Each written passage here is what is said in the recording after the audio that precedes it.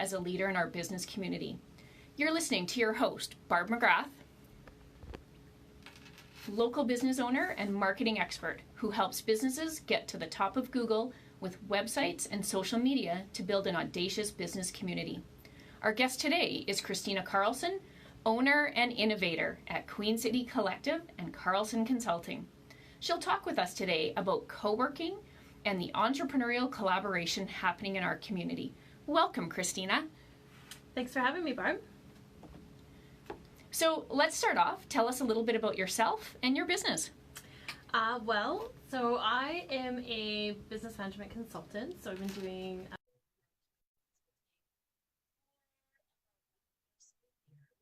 and I've always traveled throughout my career. So,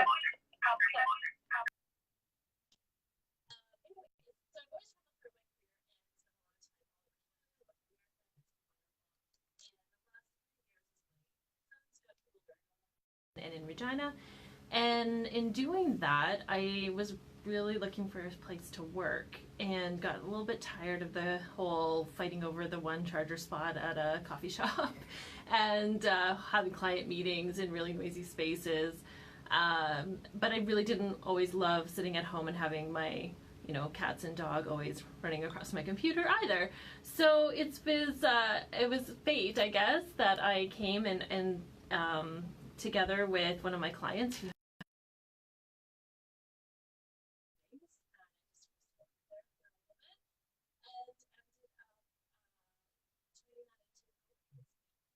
Very cool. So, in preparing for our show today, it looks like there's about 6 co-working spaces in Regina. I did a quick Google search, and yeah, I was surprised. 6 co-working spaces. So explain co-working to us. What is co-working?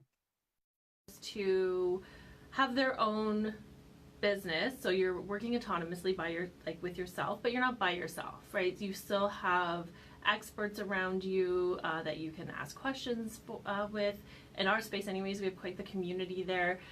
You have someone across the table from you that you can ask if they have a couple of minutes and read something that you're writing to a client, see if it sounds professional. It's an opportunity to have an actual boardroom space with all the AV and the technology and all those things that you need. But actually co-working to me is just kind of the holistic piece of it, is looking after your business, is looking after yourself as well. So we also have a cafe and a gym. I think it's really important that we take care of ourselves because we're the biggest risk to our business. If we can't show up every day, then we don't really have a business, right? Exactly. So I want to create that space and really have a place for people to grow and grow out of our space as they get more successful and come back and be alumni to be help the rest of our entrepreneurs. Something you said there really tweaked for me, and it's something that you hear people talking about more and more, looking after ourselves. A number of years ago, it was go hard, don't stop, never give up, right? And of course, we still don't want people to give up. But the thought now that it's okay to take time and take care of yourself, or based on the event that you had at the center on Monday night, it's okay to talk about, some of the hard stuff that's happening in a business, right? Yes, absolutely. That's the biggest thing I've learned. So as a consultant, I often go to clients and help them with the things that are their biggest pain or their biggest worry or their biggest anxiety in their business, and help them find sustainable solutions to keep them from coming back. But as the business owner yourself, it's so much more emotional. So I have such a new perspective for those clients now that I'm running my own place. Because you get emotionally tied to the things that are for you, and it's a lot harder to be fearless, and it's a lot harder to be outside the box, which are things that I pride myself in being. So it's been a really great learning for me. But yeah, it is hard. It's hard balance, and you're an N of one, so you only have so much time, right? So yeah, isn't that the truth? So you talked a little bit about how you got into the business. I don't think that you were ever a real estate owner before in terms of business real estate. Is that right? So you kind of went from maybe home ownership to seeing an opportunity and starting this co-working center. Based on the story that you were sharing with us at the beginning, I'm hearing a bit of sort of the opportunity called you versus you went looking for an opportunity. Would that be a fair summary, do you think? It would, and it was a fit. It was just a natural thing that I didn't have that little voice in the back of my head saying, why are we doing this again? I've gotten a lot of experience. Sorry, I'm stuttering, but I worked with a lot of other companies trying to get some sales experience, trying to get some financial experience and things, just in little bits so that I can have a better understanding. But this didn't feel like that to me. This felt like this is the home base now for you to expand and grow from. And since I've started, because we attract a lot of service-based businesses and freelancers, now I'm thinking creatively about other industry, right? So what would this look like from a music perspective? What would this look like from an artist perspective? What would this look like from an agricultural perspective? What would this look like from a tech perspective, right? So there's so many versions of this that we can utilize based on the structure that we've created. That has been really exciting. So wow, yeah, and it's exciting when you can put that kind of spin on something, because suddenly you've got an opportunity that you can take to scale. Then, yeah. Right? Well, and the thing that drives me to do that is that the feedback I get from the members that we have at Queen City Collective is things like, I come here and it takes me an hour to get done, it took 6 hours to get done at home. I've finally made more money here as an entrepreneur than I did at my job where I worked for someone else. I am so grateful that I have this space because it feels like it's a place where I can go just to focus on me and my stuff and my business without the distraction of everything else. Thank God Dave's here to feed us, and Jen and Ben, because that nutritional value feeds my brain and I can just be more productive. I'm not eating soda crackers and peanut butter, right? Throughout the day like so much of us do. So it gives me goosebumps talking about it to you now, because that's the stuff that's good, and that's what I want to keep replicating for other people. Yeah, that's awesome. Okay, so I'm an entrepreneur. I own a business. If I was looking to now go and work in a co-space, what sort of things should I look for? What questions do I need to ask before I choose a space? Right, so the first thing everyone comes up with is price and cost and all that, obviously, right? So there's different structures. There's some places have daily and hourly rates, so it depends on your usage. So think about how much time you actually want to spend there, but then also think about your autonomy. Like, do you want to be tracking your hours? Do you want to be spending time figuring out that budget and making sure you're invoiced properly and all that data as well, right? Some are membership based, so you just pay a flat fee and you come and go as many times as you want. You want to look at their hours. Make sure that you have 24/7 access if that's important to you to work outside of business hours. And think about things like coffee and water, and where can your clients meet you, and are the front doors open when you're having client meetings. If you're on the phone a lot and do a lot of Zoom or Skype or video conferencing, is there a place for you to do that as well? That's not going to add fees to your costs already. So those are just some of the things I think you want to think about at first. Also think about your commute too, right? The wonderful thing about living in this city is that we don't have that 2-hour commute every day, and we get that time. But if you're not used to leaving your house, practice it a couple of times. Ask the place that you're going if you can have a couple of free day trials to see if it's a fit. And I really encourage members to do that with us before they get started. Because I've had people when we first started that found like they just couldn't get going enough to get out, to get to our space. It wasn't the space in our co-working model, it was just their day-to-day, right? So, yeah. Something you said there really tweaked for me, that 24-hour access. I know with my schedule, because I'm working with clients across the country, there's lots of times that I'm at work, so to speak, by 7 o'clock in the morning. But on those days, quite often I'm brain dead by 3 and 3:30 in the afternoon. And so now I'll do the easy stuff that doesn't take, quite as much brain power.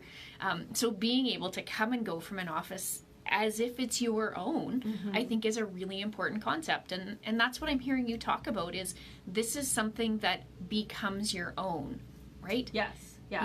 Absolutely. And it's the technology came with the building, so I'll give a shout out to Dan Ents for setting that up for us. But we actually have a lock that has connected to an app on your phone, so we don't have to worry about keys and you losing your keys or forgetting your keys. If you have your phone, you can get in always. So unless you didn't do an update or something, but we can talk about that later. But that's been really helpful, and helpful for me as an owner too, because I can know that you're safe in there, that you can lock the door behind you, that only people that I've given the permissions to are coming into that space from a safety perspective. But then I know too that I don't have to be there to open that up for you as well, right? And that I can give you that autonomy. We're all adults, and you can get your work done as you need to. Coming and going as you like, and not feeling like, well, I have to wait till so and so gets to the building to let me in, and that's huge. So, what types of services are available out of the space right now? Right now we have a boardroom, so anyone with a membership gets unlimited boardroom access. We charge a very low rate. I think it's $25 an hour for public and non-members to use it as well. So we like to do that to keep the traffic going and keeping different organizations in and out of our space, which makes it really fun and exciting. We also have my services too, so you get business coaching as part of your membership. So if you want me to just take a couple of minutes to, go back and forth a couple of times in a week to ask questions about a project you're working on, or if you really want to spend an hour and go through, an overall assessment of your structure and your flow and how your dream is matching your output, we can definitely do that as well. So I offer that. Dave at Recharge Cafe offers a discount based on your membership for all your food and coffee. And then same with the gym. So we have right now a gym in the back with personal trainers that utilize the space with their clients, but we have some downtime as well. So we have within our calendar that people can utilize that gym space and go in there and sweat out their stress. So by being a member, I get access to the gym then right now? Yeah, absolutely. Also with the higher memberships, you get included in our parking too. So we have 7 spots that we play parking wars with in the back. So Christina shared a story with me before we went on air today, and we're sort of chatting about what we might talk about while we were live today. And she shared a little story about parking wars that happen in the back of the building. So tell us that story. There's always something. Well, it's parking downtown Regina is always the thing that it's like a big controversy, right? So we're very, very fortunate. We have 7 parking spots in the back. So between the business owners, me and Dave in the gym, and our VIP members, we have enough parking for all of us. But they're too deep, the parking spaces. So some days you just lose the lottery and you're always behind the guy that needs to get out and you have to move a little bit. But you know what, I'll take it for not having to run out and plug my meter every 2 hours, or to move my vehicle now, or to pay over $200 for a spot at an in-park. So it works out quite nicely. And yeah, it's funny because that seems to be the one thing that that's just that X factor, right, in the day that we are very fortunate for, but we have good laughs about it as well. Well, and as you said, parking in downtown Regina, and I think any, sizable community, you're going to have parking issues. There's just never enough. So to have free parking, you can kind of deal a little bit with the square game where everybody's got to shuffle around and get to the right spot. So yes, absolutely. And our poor landlords in the basement or on the main floor, they have their spots too, and sometimes we scooch into theirs, and so there's always something, it seems, with parking. But parking or pigeons, that seems to be our thing in the back right now. The thing right now. Excellent. Okay, so let's just jump back quickly to co-working. Is this a growing trend nationally, provincially, internationally? Yeah, well, for sure, North America. I did a ton of research before we opened in January, because I was familiar with co-working, but it was strange to me that there wasn't a lot of really loud co-working people, I guess, in Regina. So I toured Saskatoon. They have about 7 spaces that have been up for a while. Oh, wow. I did a lot of research, a lot of articles and research papers around ROI and return on investment with incubators and accelerators and hyper accelerators, which is where we're growing to. But we needed to start somewhere, so we just started with the basic co-working shared space. And it's really interesting. They're about for 15 years, I think. It's something that I think came up around in the Silicon Valley type place, places in North America. But about 15 years they've been up. I did a tour in Portland in March. How big was that one? Well, the Portland's been around. They've been having, their space has been open for about 9 years. Okay. And I went to 4 spaces there and talked to owners on various degrees. Some that were, 1,000 plus members versus some that were probably 50 members, right? So it was very, very interesting to learn about what they were doing, and just there's this whole kind of evolution, I guess, that's happening with it as well, as we work in these other kind of more corporate style spaces are coming into play, because some of the corporations are starting to feel that maybe they don't need the footprint that they've had, right? People like more autonomy and working from home, and so maybe they can start utilizing these places, which is a great model. But then there's also the, how can we create a space where this is the offsite for people to be creative and ideation to come to fruition and to create community and support, and there's a very different type model, right? So I think our space, Queen City Collective, is more the latter, where we're there for support and collaboration and connection. More to me, we always say you're always going to have a place in your business where you're uncomfortable, so this is your place to be comfortable. We've on purpose made the furniture extra squishy just for that. But really and truly, that's really the essence of it. So it's interesting to see how these models are shifting and how they're popping up in North America, and some of these return on investment studies and cash flow are coming out. But it's exciting because then we can start moving into more the that hyper accelerator model, where we can start investing in these companies that are part of these spaces, right? So I want to pick that thought up in just a second, Christina, but I want to bring listeners up to speed. You're listening to Night Views, The Secret Life of Entrepreneurs on 91.3 FM, CJTR, Regina Community Radio. And each week we introduce a new local business owner, and we profile their acts of audacity that are happening right here in our community. So Christina was just talking about the incubator and that whole entrepreneurial collaboration that's starting to happen. In the past, I think as business owners, there was lots of silos. You had to keep your stuff, your work to yourself, and you didn't share clients, and you didn't talk about what you're doing because there was a bit of a fear of competition or having your client be scooped. But that's really starting to change, and I think we see that in a number of different places here in Regina. So your long-term vision for Queen City Collective is an incubator, is some sort of collaborator that starts to grow business. Can you talk about that a little bit? Yeah, absolutely. So kind of step one for Queen City Collective is open the doors, create open shared workspace, get the people in, and educate around what true collaboration and co-working is, right? That's sort of phase one where we're at right now, which is great. And then we're going to start moving more into programs, right? So let's start facilitating some of these ideation kind of ideas, right? How can we start helping you percolate those ideas into something that you can actually utilize in your business? What does that structure look like? And is it, maybe a mastermind group or an accountability group or something, right? So within our membership, we can start doing that for each other. And we have, I guess I should mention too, we have an online community portal as well. So you don't have to physically be at the space that day to start participating in some of these conversations. So what's in the portal? Describe that for me. Yeah, so the portal, I always describe it as if MailChimp and Facebook had a baby. This is the portal.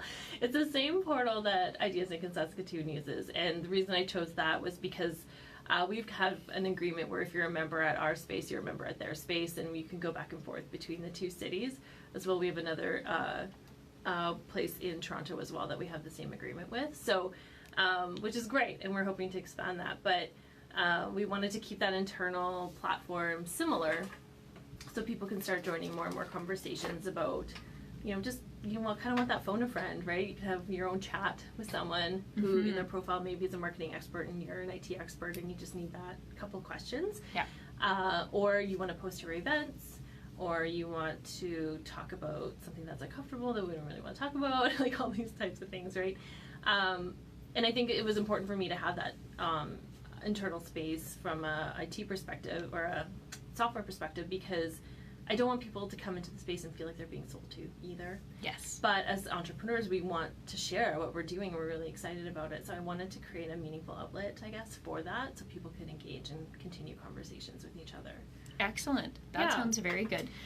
So, go ahead. Continue.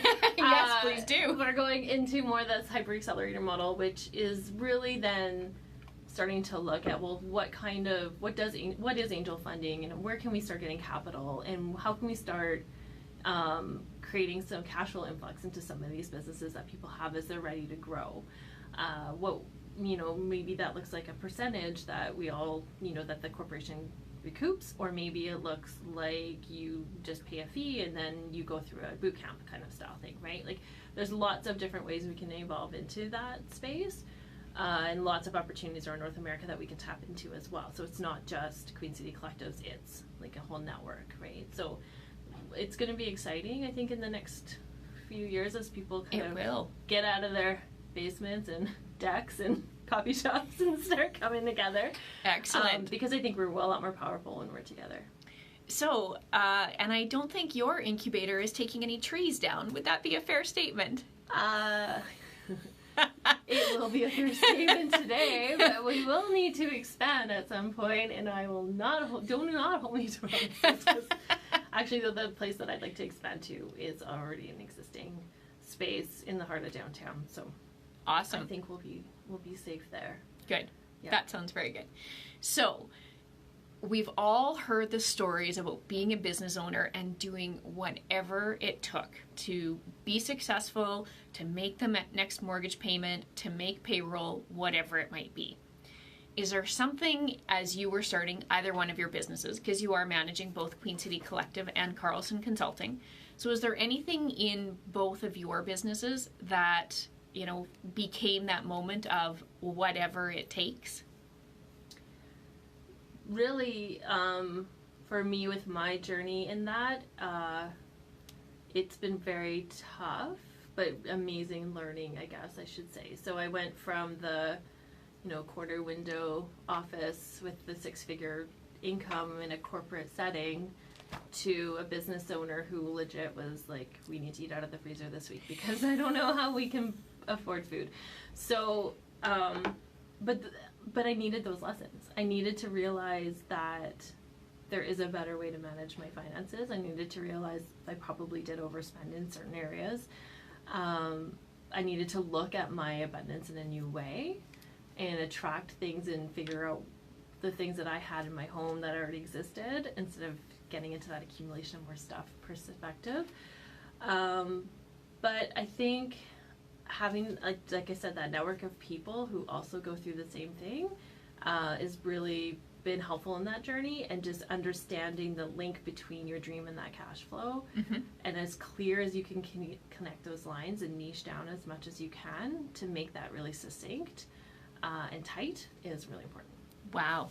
Christina, we only have a couple of minutes left. Can you share with everyone how they get in contact with you? Yes, there's lots of ways. So you can go to our website, queencitycollective.ca. You can come by and have a snack and I'll give you a high five and we'll chat. 2054 Broad Street on the second floor is our address. You can come to Work Outside the Box, which is our outdoor workspace on Thursdays in Victoria Park between 10 a.m. and 2 p.m. And is there one tomorrow? There is one tomorrow, absolutely. Perfect. Every Thursday in July and August. We will be there. And you can give me a call. Our number's on the website as well. Okay, excellent. So that's Christina Carlson from Queen City Collective and Carlson Consulting. Just quickly, tell us in 1 minute or less, what type of consulting do you do with Carlson Consulting? Oh, it's business management consulting. So I've moved away from sort of that corporate overview type perspective for your business and more into, let's just figure out the top 10, top 3 things that are really overwhelming you in your business and create some process and system around that. So with so much going on, like what keeps you going? What's making you tick here?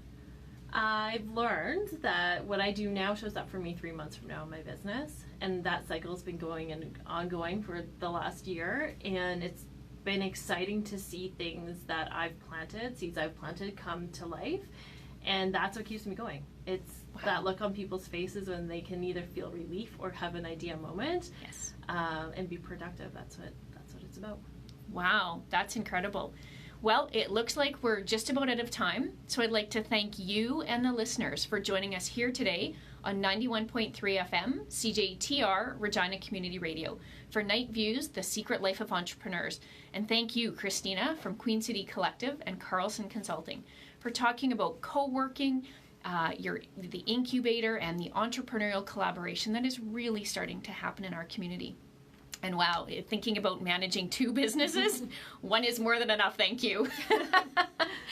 So I'll be back here on August 15th with Amanda Baker from the Regina Chamber of Commerce to share her story and talk about how the Chamber is supporting entrepreneurs in Regina. If you'd like to be a guest, you can email nightviews@cjtr or reach out to me directly on Facebook or Instagram at Above the Fold Canada. And just a reminder, you can submit questions in advance of the live show on our Facebook page. I'm your host, Barb McGrath, local business owner of Above the Fold Canada, and I thank you for the opportunity to be here today. Folks, Sherry will be with you next Wednesday at 12 o'clock. And in the meantime, remember, don't keep your success a secret. Bye for now.